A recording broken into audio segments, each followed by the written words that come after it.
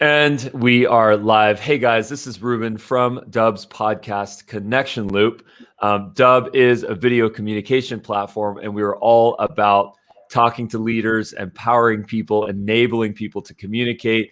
And in this case, getting over a couple of mental hurdles, which we have the perfect guest to guide us on. Keenan, let's get into this. Give us a little bit of a bio here, and then let's get into the topic on why no one cares about us. Wow, bio. I kind of suck at those. I don't know. I wrote a book. I ski. I got a big mouth. Challenge people. I like to have fun. How's that for a bio? That's perfect. Your book in Amazon is called Gap Selling. I absolutely adore the cover of that. Super, super interesting. It's like peeling back the layer and getting to the truth. So important here. What is this idea of no one caring about us for salespeople? Like, guide us on that a little. What is the problem? And then present the solution to us. Yeah, look, for years we keep thinking that, people care about the products they buy. People say all the time, or salespeople act or think that what they're selling, the people care about. Like, people will love my product. They'll love this. They'll love that. The truth of the matter is people don't really care about you, your product, your service, your company. They don't care at all. What they care about is the outcomes that they're trying to achieve. They care about the outcomes that they're trying to get. So at the end of the day, if buying if you're a middle-aged dude who's going through a crisis and you're buying a Porsche or a Ferrari because, you want to, get the attention of women, if you could just snap your finger and get the attention of women, you'd snap your finger and you wouldn't buy a fucking car. So if everything we buy is a path towards something, right? So I could sell a podcast instead of a Porsche because podcasts get attention. Yeah. Hey, look, if a podcast would get a middle-aged dude attention with younger women, then they'd buy it, right? Yikes. Yes. Wow, there it is, man. So it's not the product per se, it's the outcome they're looking for.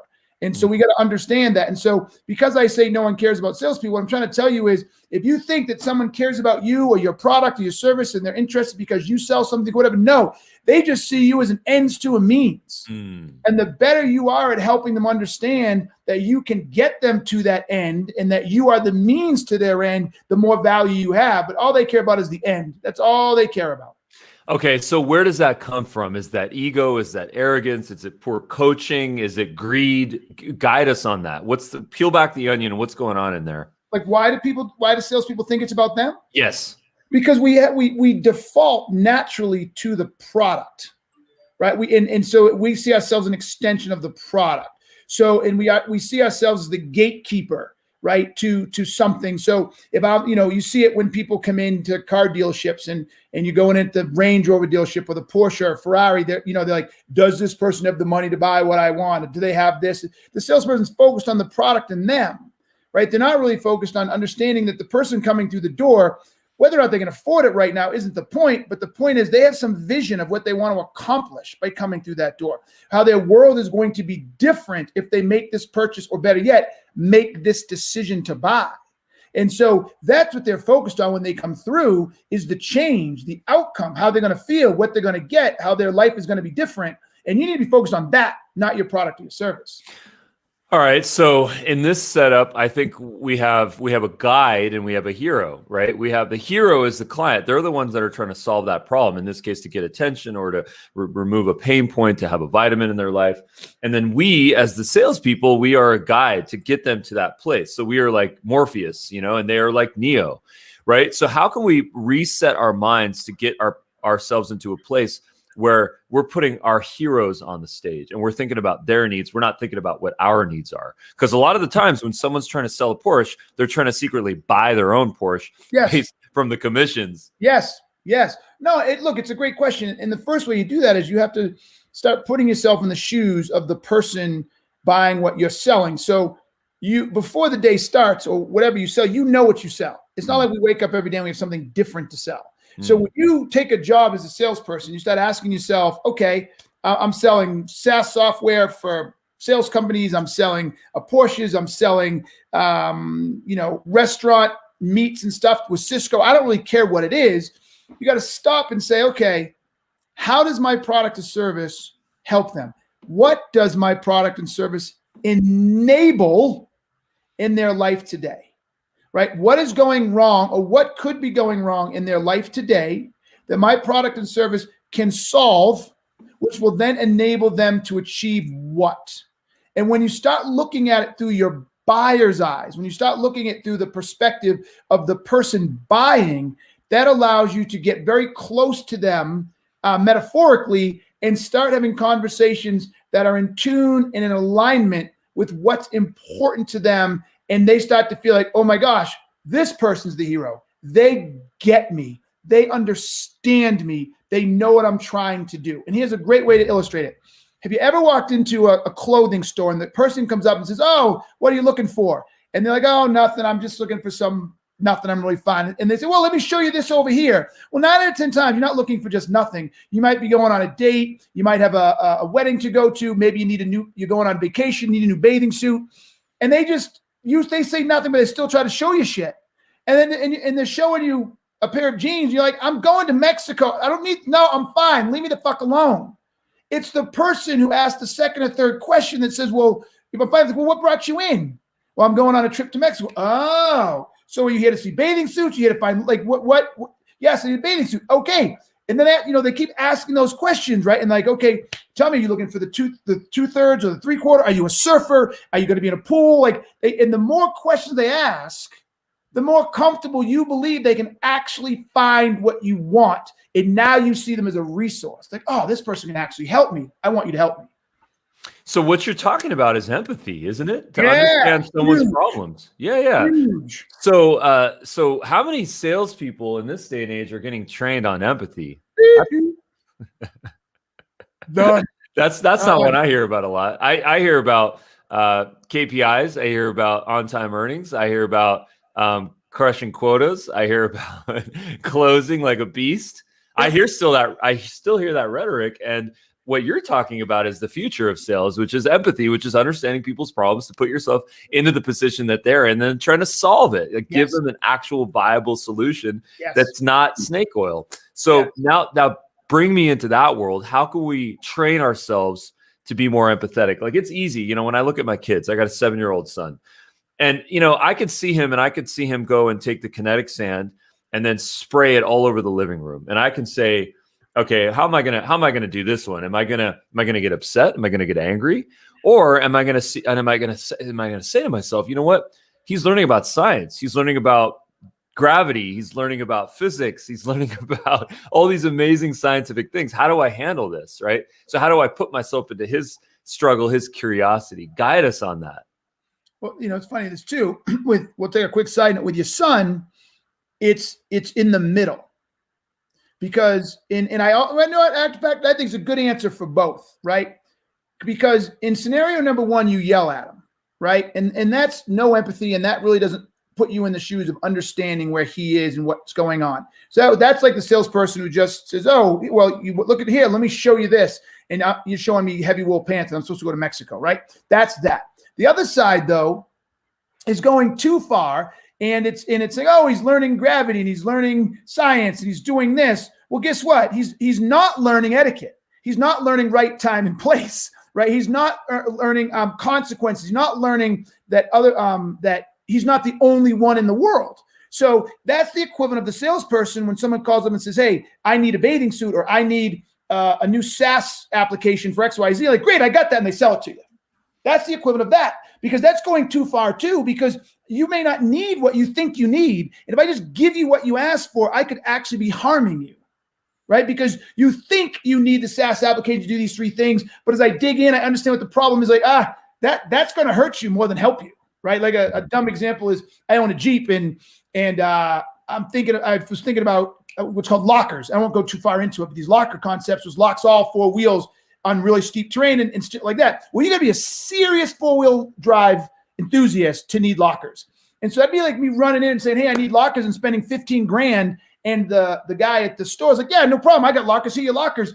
To find out that I never do that type of 4-wheel drive. And I just wasted $15K because traditional 4-wheel drive was going to be fine. So that's the other one. You want it in the middle.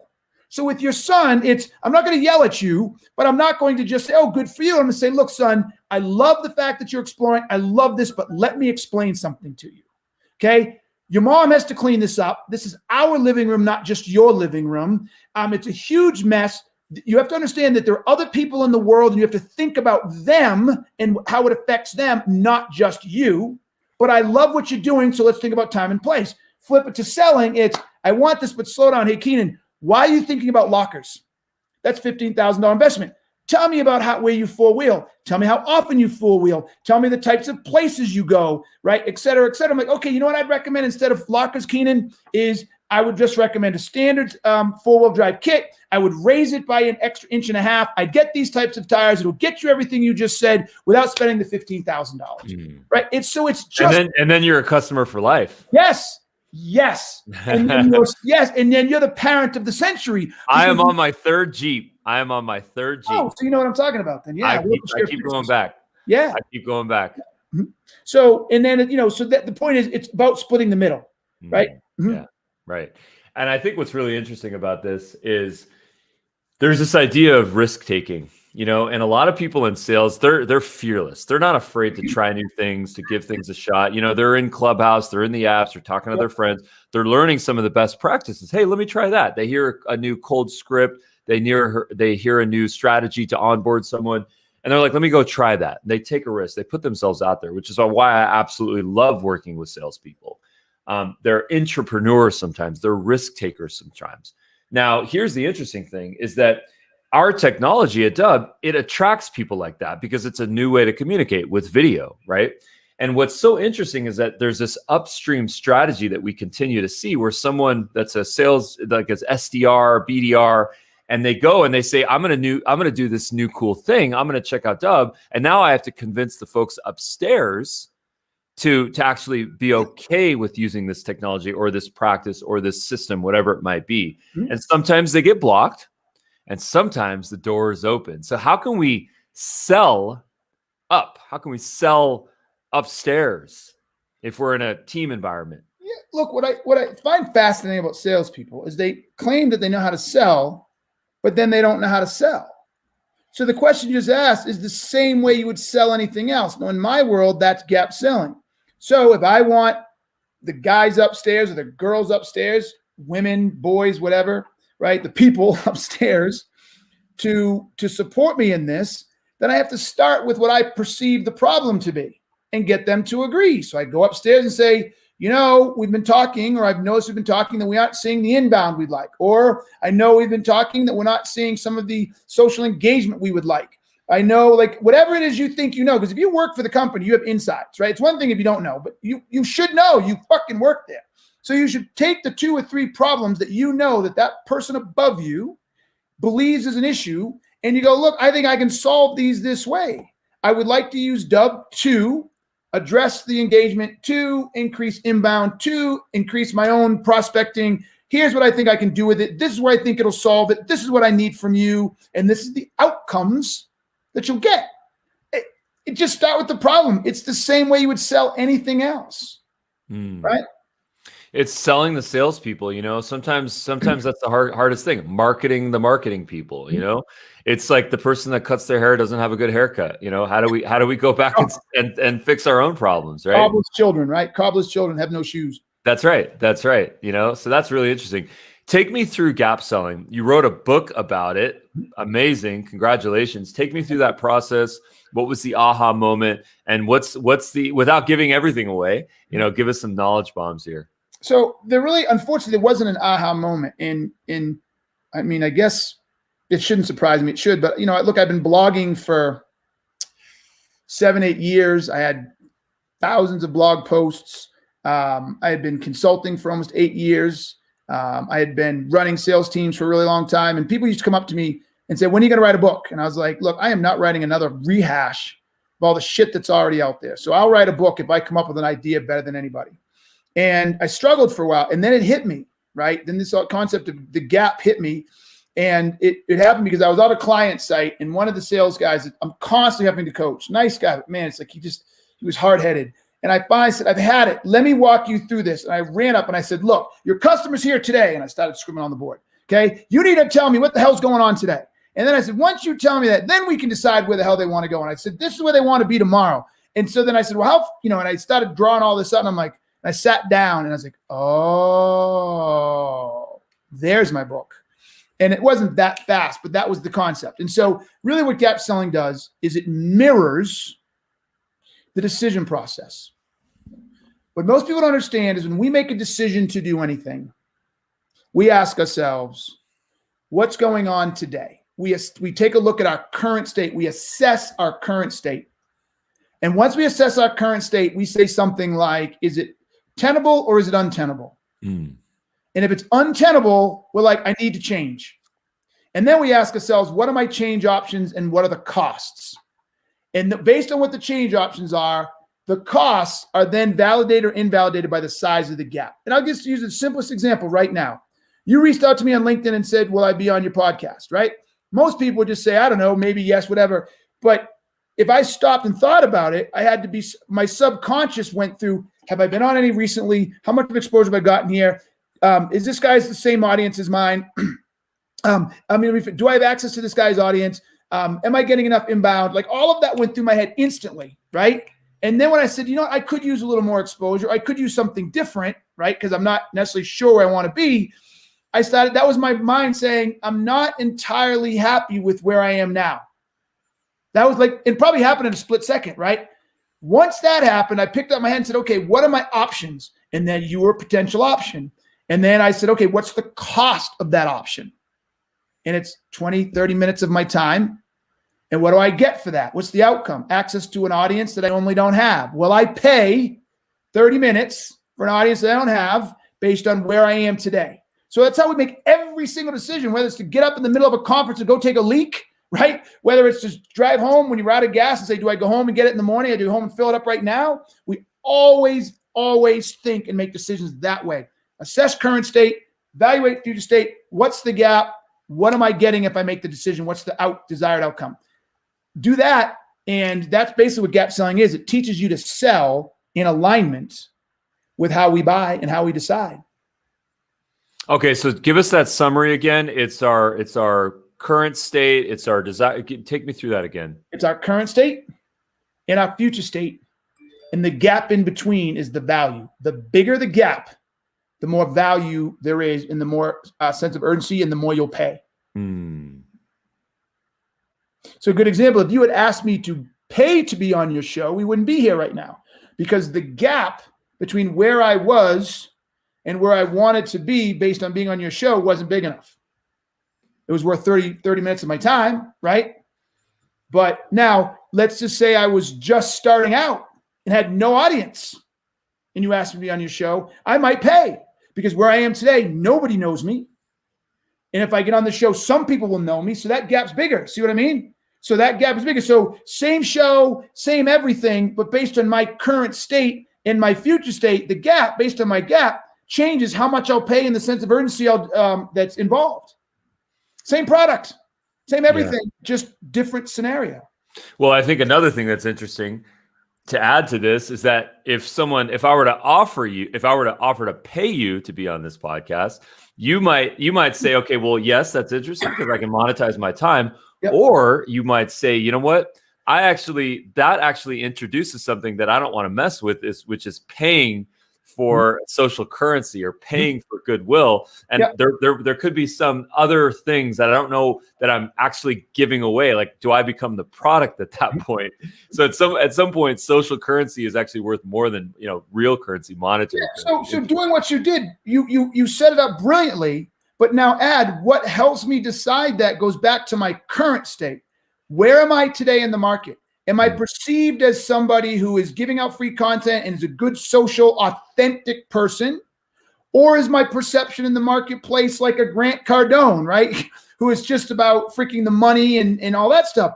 And so if by taking the money, how does that improve or affect my current state, right? And so again, everything comes back to my current state and what I want to get if I choose to change. Everything. That's the whole thing. What is my current state and what do I get if I choose to change? And is that outcome worth the change and the cost? And this gap is where all the opportunity lies. So now how do we communicate that? How do we communicate all this value that can be realized here? How do we do that? Here's the cool part. You don't have to communicate it. Okay. Once you start asking This is one of my favorite things. I'm looking at our Clubhouse. One of my favorite things, I do this with people all the time, is, okay, wait, Ruben, I can do this with you. Are you happily married? Yes. Okay. Everybody's going to ask that question. So trying to get me to convince you of the value of me, let's pretend I'm a therapist, right? To convince you the value that I could bring of a therapist by asking if you're happily married is a dead end street, and I'm just dead in the water, right? And that's what most salespeople do, right? Are you happy with your current environment? Could you tell me about, this? If I could make your marriage happier, would you consider? And that just irks people, right? But watch what I do. And this is why you never. It's like a forced Socratic method where you're driving to the yes, but it's not in an empathetic way. No.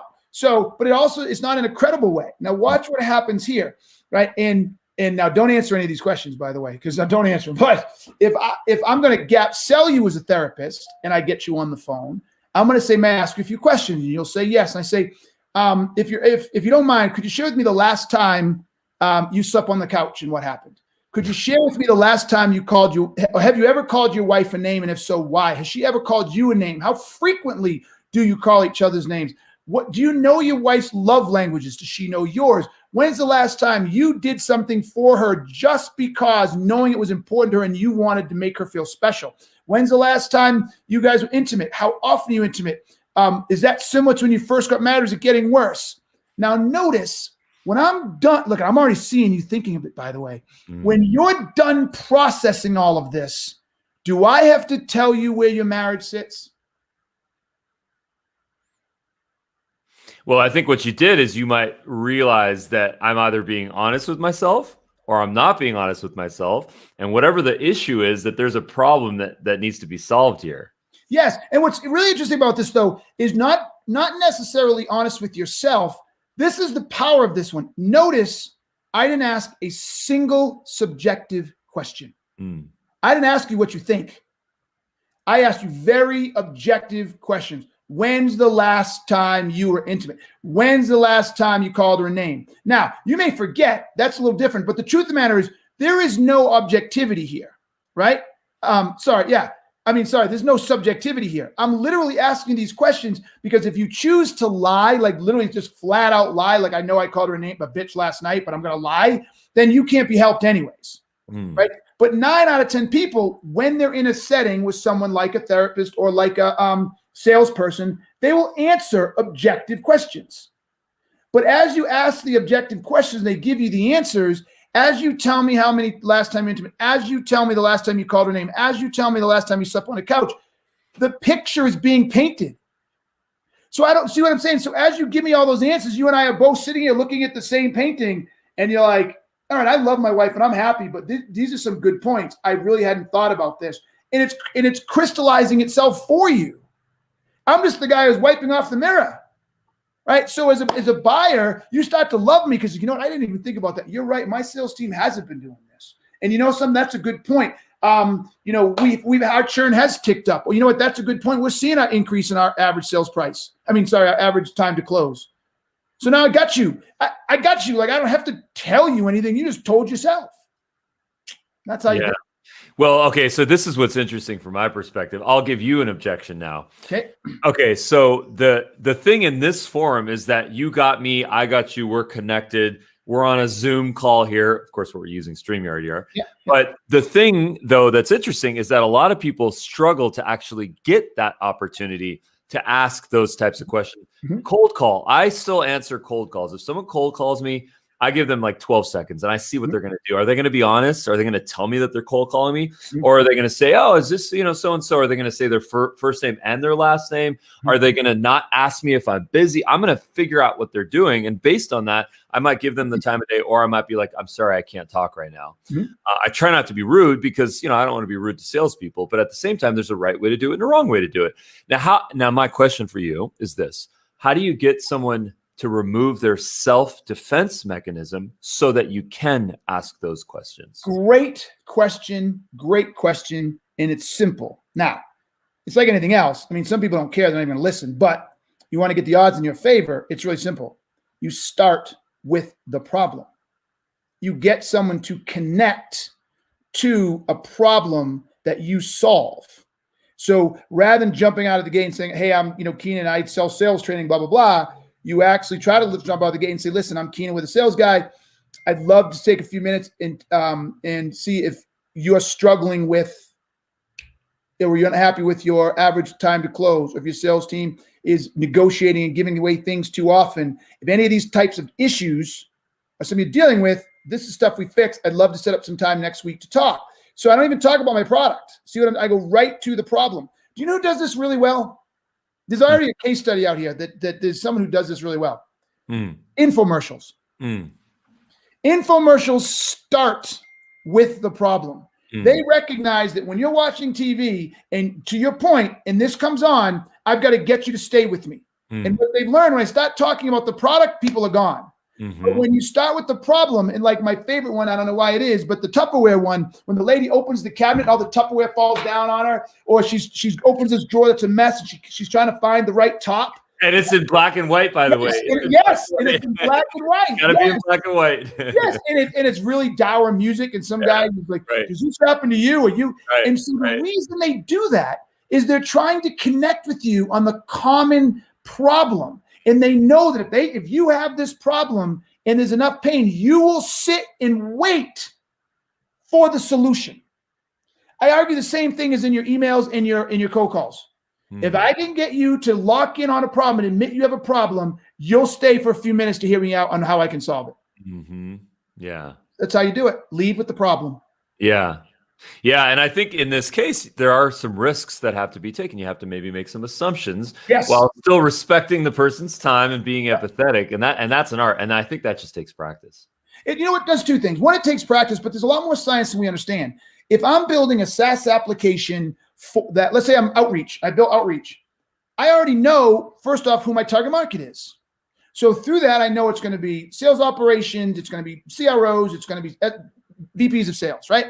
So now what do I know about them? Well, I know that the main problems that SVPs have that I solve is the lack of outbound leads. It's the inability for their sales team to connect with enough people fast enough, right? So I already know, I only solve a handful of them. So it really is not as much of a risk as you think, right? So it could be 1 of 5, 1 of 4. So usually it's like a 25% risk. Highest risk is that there's 1 of 4 they could have. I got to pick the one I think this company might have the most and go for it. But it's not 1 in a million. And if I couch everything in understanding that this is their space, even if you miss it, they appreciate the fact that this is a real problem you could have had, and they're not upset. Good stuff, man. So tell me, where can people learn more about you? I want to know where we can find your book, Gap Selling, social channels, LinkedIn. Give me everything. You did a great job. So you showed the book on Amazon. So it's on Amazon and Barnes & Noble. And that's a good start in itself. Everybody listen. Don't ever listen to the experts, okay? In today's world, in 2021, don't ever listen to the experts, because I had a blog with 20,000 viewers. I had, 15,000 followers on LinkedIn. I was picked as the top social influencer by, Sales Something Magazine, all kinds of stuff. And every publisher told me no. Every publisher told me no. So I said, fuck you, I'll do it myself. I'm coming up on 50,000 copies at full retail price. I didn't write some stupid book and said $1.99. No, real book, full retail price of $27 on, hard copy and $18 on soft copy. So my point in this story is, you can only get it on Amazon and Barnes & Noble because of the stupid publishers. But don't ever let an expert tell you or keep you from doing something. Go prove them wrong. Other than that, you can find me on LinkedIn under Keenan. Look, if you run Jim Keenan or Keenan, my full name or my last name, you can't find me. You're not trying. You don't care. It's that easy. I'm on Keenan LinkedIn, Keenan Vibes on Clubhouse. I'm everywhere. Keenan on YouTube. You can't miss me. Nice, man. Well, Keenan, I really appreciate your time, man. Super, super good conversation. So valuable. We're going to take this through our process and we're going to get it up on our blog. We're going to kind of transcribe it. We're going to chop it into micro clips. We can't wait to share this on social channels. We'll have a lot of fun. The conversation continues. And as we always say, the story continues on Dubb.com. So thank you so much, Keenan. Really appreciate you. Thank you, baby. I enjoyed it. You were great. Yeah, man. Stick around for some notes. All right. Peace.